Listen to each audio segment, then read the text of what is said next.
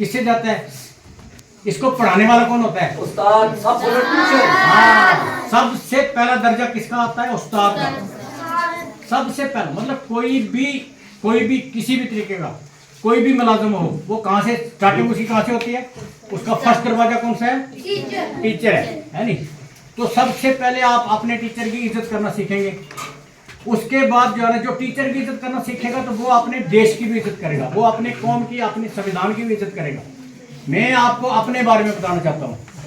मैं एक रिटायर्ड सैनिक हूँ, छोधर में रिटायर्ड सैनिक। इंडियन आर्मी का हम बहुत बड़ा शुक्रिया अदा करते हैं कि इंडियन आर्मी की तरफ से मुझे ये मिला कि आप हर स्कूल में जाएं और अपने बारे में, अपनी फौज के बारे में, अपने देश के बारे में बताएं। सबसे पहले मैं आपको अपना नाम बताता हूँ। मेरा नाम है मोहम्मद बशीर। मैं एक एक्स सोल्जर हूँ, आर्मी से रिटायर हूँ और मैं राष्ट्रपति अवार्ड विनर हूँ, यानी कि जिसको गैलेंट्री अवार्ड बोलते हैं, वो अवार्ड विनर हूँ। वो अवार्ड मुझे कहाँ मिला है? वो अवार्ड मुझे श्रीलंका में मिला है।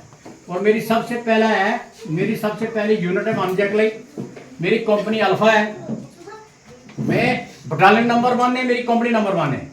और मैं कभी भी नंबर 2 पे नहीं गया। क्यों कि 2 पे नहीं गया कि मैं 2 वाला काम नहीं किया। जब भी काम किया कोई नंबर 1 काम किया है। नंबर 1 काम तभी कर सकते हैं जब आपके अंदर देशभक्ति हो, जब आपके दिल के बीच में ये जुनून हो कि हमारा तिरंगा, हमारा देश, हमारी सबसे बड़ी शान वही है, तो तभी आप जो है ना आगे बढ़ सकते हैं। सबसे पहला क्वेश्चन क्या आपके लिए मैंने क्या बताया कि सबसे फर्स्ट दरवाजा कौन सा है किसी भी पद पे पहुंचने के लिए, किसी भी जगह पे, किसी भी अधिकारी बनने के लिए?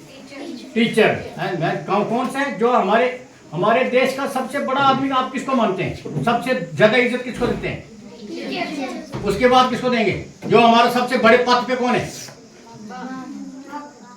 हमारे देश के, मतलब बड़े पद पे कौन है? डॉक्टर एपीजे अब्दुल कलाम, जिसने हमारे देश के लिए बहुत बड़ी ताकत, जिसने मिसाइल बनाया, वो कौन था?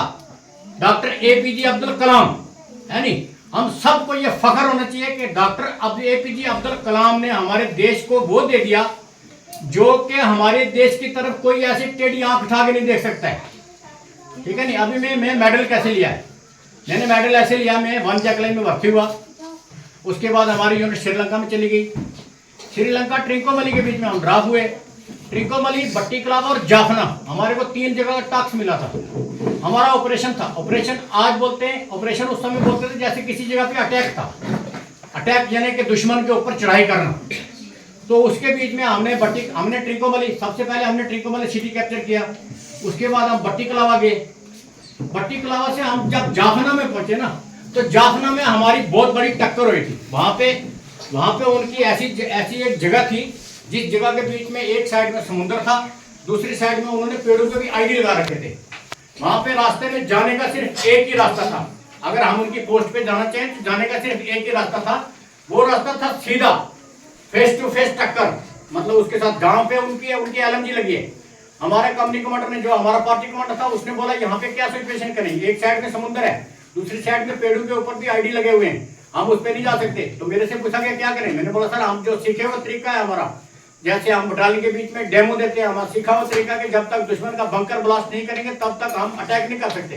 बोला बढ़ जाएगा कौन बंकर ब्लास्ट करने के लिए?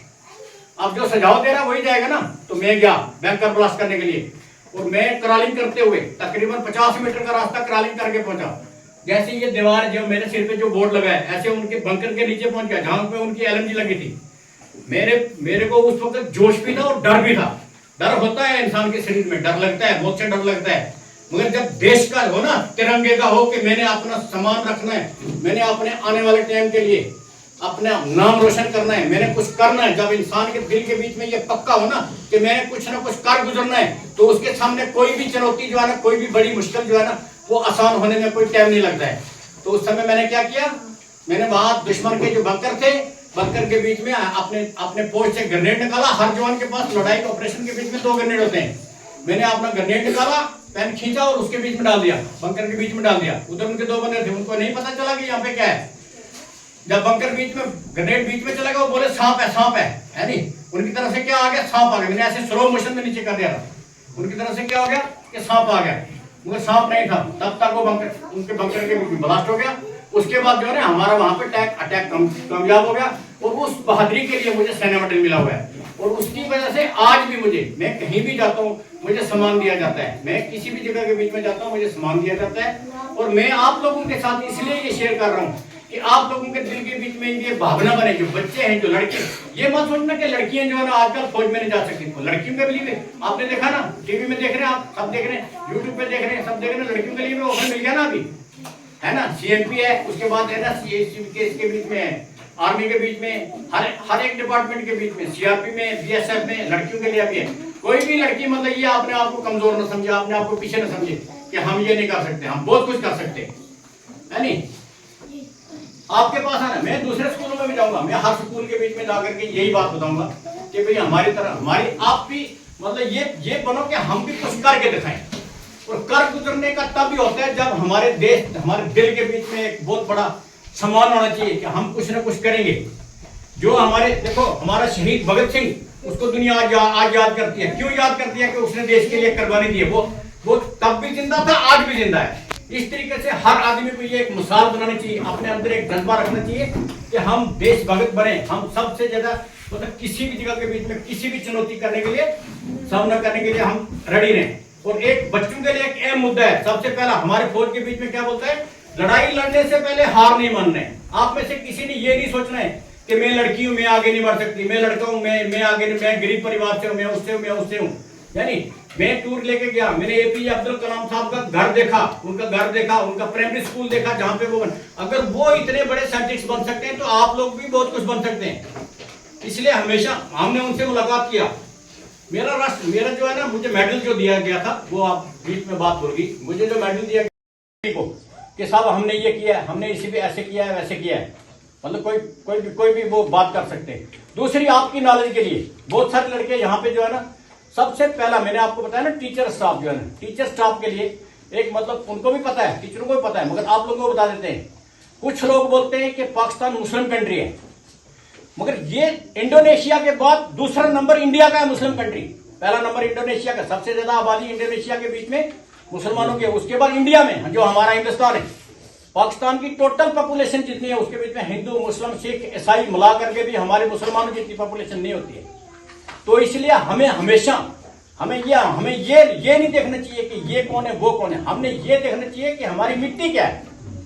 हमने अपनी मिट्टी पे कुर्बान होना है, हमने अपनी मिट्टी के लिए अपनी जान देनी है और मिट्टी के लिए योगदान देना है। अभी इसी पे मेरे साथ खड़े होंगे पूरे यानी 3 बार क्या बोलेंगे, मैं आवाज दूंगा, भारत माता की इंडियन आर्मी की। Okay, thank you.